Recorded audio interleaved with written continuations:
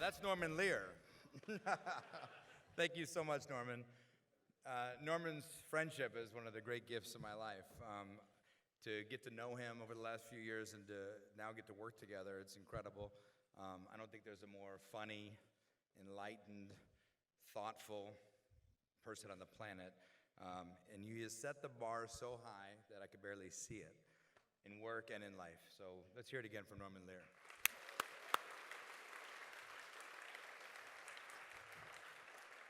I'd like to, first of all, acknowledge my friend Lawrence Bender. Lawrence has been a great friend and a real role model in doing spectacular professional work and taking the proceeds that it generates and doing good in the world. In fact, way before I met Lawrence, I read about him doing this when I was just a video guy in Arizona. And never knew I'd get to meet him, but in fact has become a great friend, and he introduced me to the work being done here in UCLA, and also to Peter, the impressive new director of the Institute.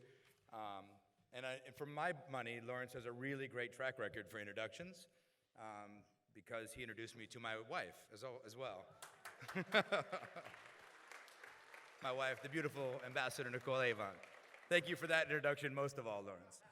Now, when Nicole was serving as the ambassador to the island nation of the Bahamas, she helped raise my awareness of environmental challenges that are real and are measurable around the world.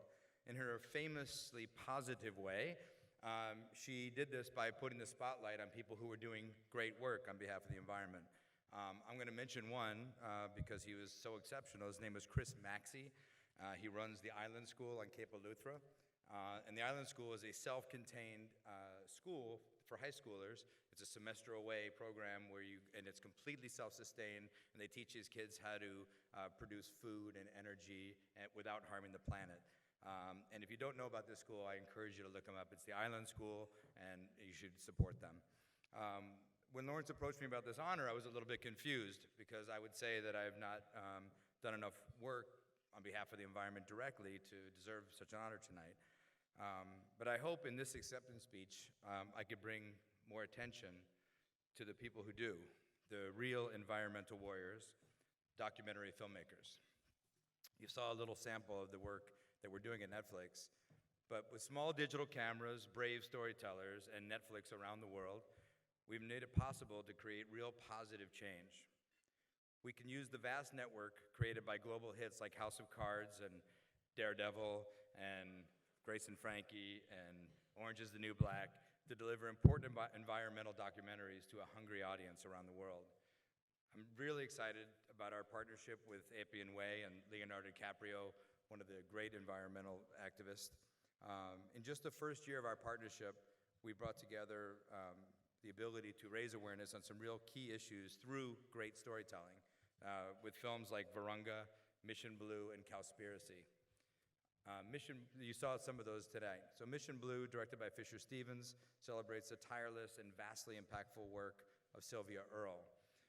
The film documents the demise of our oceans, and she points out that while there are dead zones, these pockets in the ocean where no life exists because of overpollution and overfishing, there are also entire regions being reactivated and growing in this new sustainable ecotourism model that is a sustainable, real-world model that can work around the world. Cowspiracy, directed by Keegan Kuhn and Pitt Anderson, is a first-hand look at how factory farming is decimating our natural resources and how most people are completely ignoring it. And the Emmy-winning and Oscar-nominated Virunga, directed by Orlando van Eisendel. I've been saying Orlando van Eisendel for 2 years and I never say it right.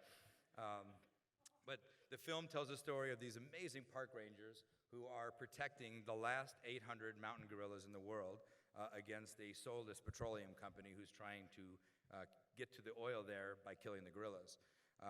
So these films have been seen around the world by millions and millions of people. And what change they've made. The outrage sparked by the film Virunga led the Church of England to divest from SOCO, the oil company that was conducting themselves this way in the Virunga. And from the international pressure from this film, SOCO also announced recently that they have abandoned exploration in Virunga, a World Heritage Site.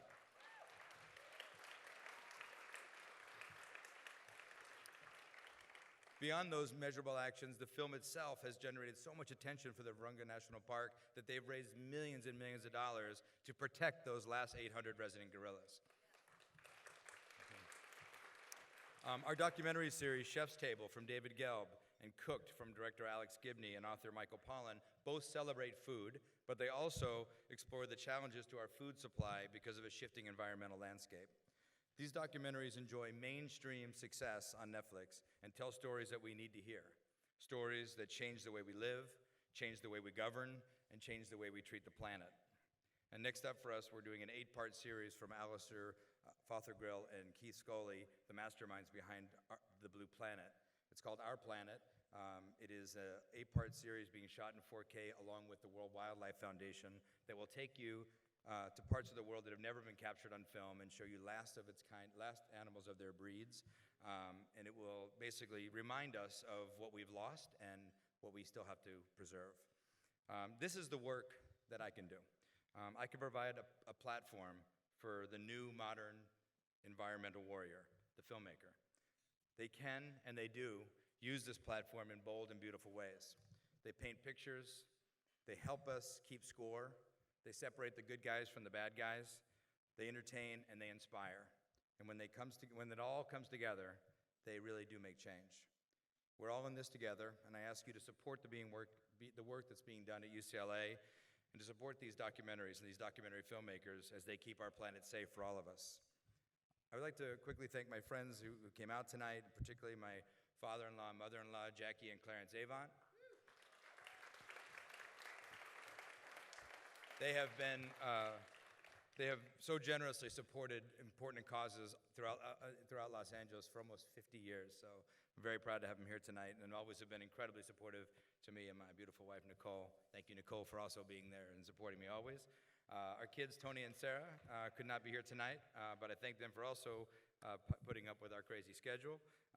Thanks to my brother-in-law, Alex, my good friend, Michael Eisner, Mitch Hurwitz, and so many other folks in the room tonight who I'm so proud to stand before. Thank you.